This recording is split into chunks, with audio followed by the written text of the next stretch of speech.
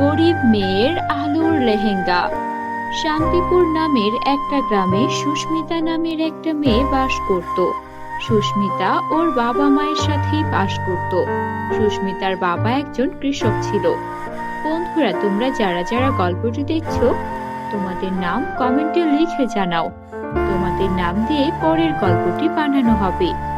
সুস্মিতা দেখতে অনেক সুন্দরী ছিল, তাই ও কোনো কাজই করতে চাইতো না। এবার সুস্মিতার বাবা আলুর ক্ষেত করেছে। সারাদিন তিনি সেখানে চাষাবাদ করেন, তাকে সাহায্য করেন সুস্মিতার মা। একদিন সুস্মিতার বাবা যখন জমিতে চাষ করছিলেন, তখন তিনি দেখতে পান একটা বড় ইঁদুর আলু খেয়ে ফেলছে।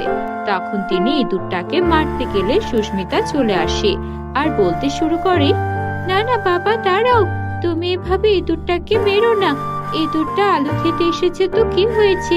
ওরাও তো সৃষ্টির সৃষ্টি, তাই না?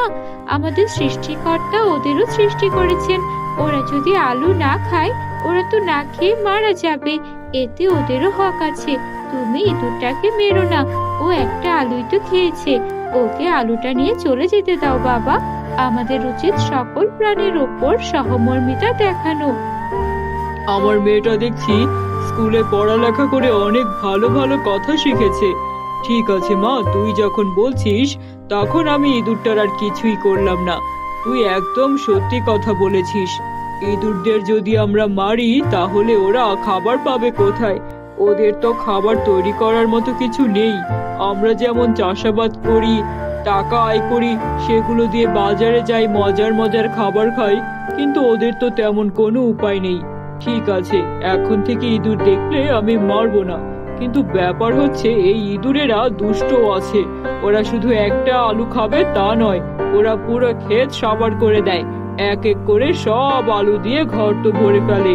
আর গর্তের মধ্যে এত আলু পাওয়া যায়, মনে হয় যেন সেখানে ওরা এত আলু জমিয়েছে যে বছরের পর বছর ধরে খাবে।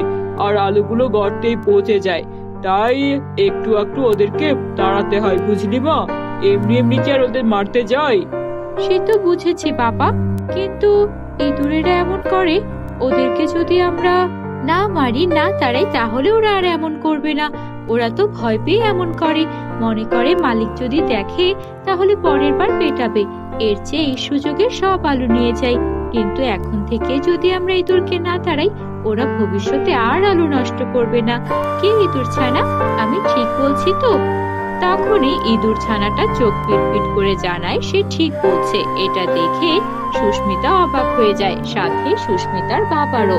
মুহূর্তের মধ্যেই সেই ইঁদুর ছানাটা একটা বিশাল, খুব সুন্দরী পরীর রূপ ধারণ করে আর সুস্মিতা আর ওর বাবার দিকে তাকিয়ে হাসতে থাকে। এমন অদ্ভুত দৃশ্য দেখে সুস্মিতার বাবা ও সুস্মিতা অবাক হয়ে যায়। তখন ইঁদুর রূপী পরী বলতে শুরু করে, ভয় পেও না, আমি আসলে ইঁদুর হয়ে বিভিন্ন সময় বিভিন্ন বাগানে আলু খেতে যাই।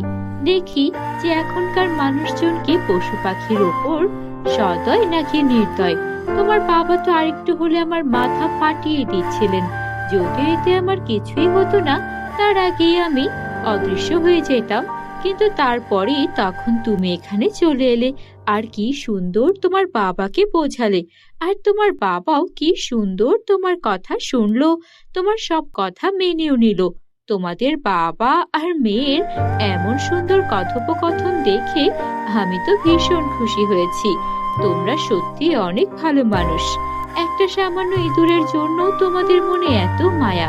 তোমরা তো মানুষদের সঙ্গেও তাহলে নিশ্চয়ই ভালো আচরণ করো। কিন্তু তোমরা অনেক গরিব, তাই না? আমি জানি কৃষকরা অনেক কষ্ট করে চাষাবাদ করে মাত্র সামান্য টাকাই আয় করে। অথচ কৃষকরা না থাকলে দেশ চলতো না, সবকিছু ধ্বংস হয়ে যেত। খাবারই বা আসতো কোথা থেকে? কিন্তু মানুষ এসব কখনো ভাবে না। তাই তো আমি ঠিক করেছি, এখন আমি চাইছি তোমাদেরকে একটা উপকার করতে। আমি চাইছি তোমরা যেন নিজেদের মতো আরো যারা সৎ পরিশ্রমী আছে তাদেরকেও সাহায্য করো। এর জন্য সুস্মিতা, আমার তোমার প্রয়োজন। তুমি কি রাজি সবাইকে সাহায্য করার জন্য? তাহলে আমি তোমাকে একটা উপহার দেব। হ্যাঁ, আমি অবশ্যই রাজি। বলুন পরি, আপনি আমাকে কি দিতে চান যা দিয়ে আমি অন্যের উপকার করতে পারবো? এই নাও, এটা হচ্ছে জাদুর আলুর লেহেঙ্গা। এই লেহেঙ্গাটা পরে তুমি সবার কাছে যাবে আর যার যা প্রয়োজন, যে সৎ ব্যক্তি ভালো মনের তার সাহায্য করবে। অনেক কৃষক জমিতে পানি সেচ করতে পারে না, তুমি তোমার এই জাদুর লেহেঙ্গার সাহায্যে তাদের জমিতে পানি সেচ করার ব্যবস্থা করতে পারবে। অনেক কৃষক আছে ঠিক মতো দুবেলা খেতেও পারে না, তাদেরকে তুমি খাবারের যোগান দিতে পারবে। তুমি যদি এই কাজটা ভালো মতো করো, তাহলে ভবিষ্যতে আমি তোমাকে আরো অনেক বড় বড় দায়িত্ব দেব। পাশাপাশি তুমি তোমার পড়াশোনাও চালিয়ে যাবে, যেন তুমি শিক্ষিত হয়ে অন্যদের পাশেও থাকতে পারো। এটা তো আমি অনেক খুশি খুশি করব পরি। এতে আমার খুব ইচ্ছা যে আমি সবাইকে সাহায্য করি। আমার বাবাকে কষ্ট করতে দেখতে আমার অনেক কষ্ট হতো। আপনাকে অনেক অনেক ধন্যবাদ। তারপর পরি সুস্মিতাকে জাদুর আলুর লেহেঙ্গা দিয়ে সেখান থেকে বিদায় হয়ে যায়। আর সুস্মিতা এইভাবে গ্রামের সবাই যারা যারা কৃষক, অসহায় মানুষ, তাদেরকে সাহায্য করতে থাকে। কাউকে টাকা দিয়ে, কারো জমিতে সেচ করিয়ে দিয়ে, কারো জমিতে সার দিয়ে, কিংবা কারো ফসল ঘরে তুলে দিয়ে। এভাবে নানা রকম কাজ এক এক করে সুস্মিতা করতে থাকে। কিন্তু এটা দেখে গ্রামের জমিদারের ভীষণ হিংসে হয়, কারণ আগে সে কম দামে সব ফসল কিনে নিতে পারত আর সব কৃষকদের অত্যাচারও করতে পারত। কৃষকদেরকে কড়া টাকা সুদে তাদেরকে ঋণ দিত। কিন্তু এখন সুস্মিতা সেই জাদুর আলুর লেহেঙ্গা পরে সবাইকে সাহায্য করায় কেউ আর জমিদারের কাছে যায় না। বিপদে আপদে সবাই সুস্মিতাকে জানায়, আর সুস্মিতা তার সাধ্য মতো জাদুর আলুর লেহেঙ্গার সাহায্যে সাহায্য করে দেয় তাদেরকে। এখন সুস্মিতার এই অবস্থা দেখে জমিদার চিন্তা করে যে করেই হোক ওই আলুর লেহেঙ্গা সে চুরি করবে। যেই ভাবা সেই কাজ। রাত হতেই জমিদার পৌঁছে যায় সুস্মিতাদের বাড়িতে। আর তারপর আলুর লেহেঙ্গাটা চুরি করার জন্য যেই না সেই আলুর লেহেঙ্গায় হাত দেয়, অমনি সেই লেহেঙ্গা তার হাতে আগুন ধরিয়ে দেয় আর হাতের আগুনকে পুরো শরীরে লেগে যায়। তখন জমিদার চিৎকার করতে থাকে, বাঁচাও বাঁচাও, কে আছো বাঁচাও, আমার পুরো শরীর জ্বলে পুড়ে ছাই হয়ে গেল, কে আছো বাঁচাও, আমি তো অনেক কষ্ট করছি, তোমরা কে কোথায় আছো? আমি অনেক বড় অন্যায় করেছি, এই আগুন নেভাও, আমি তো পুড়ে যাচ্ছি। এখন কেন বলছেন জমিদার মশাই? চুরি করার আগে মনে ছিল না আপনার লজ্জা নেই? আপনি আমার বাড়িতে এই লেহেঙ্গা চুরি করতে এসেছেন, তাই তো আপনার হাতে আগুন ধরে গেছে। দুষ্ট লোকের শাস্তি এভাবেই হওয়া উচিত। আপনি একটা খারাপ লোক আর আপনার সঙ্গে তাই খারাপটাই ঘটেছে। এবার আপনি কষ্ট পাবেন।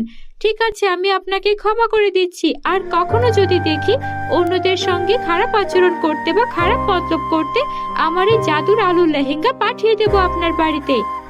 জমিদারকে সুস্মিতা সেবারের মতো বাঁচিয়ে নেয় আর জমিদার তাড়াতাড়ি সেখান থেকে পালায়, আর কারো সঙ্গে খারাপ আচরণ করেনি কখনো। বন্ধুরা, আমাদের চ্যানেলে নতুন হয়ে থাকলে চ্যানেলটিকে সাবস্ক্রাইব করে বেল আইকন অন করে দিও। বাই।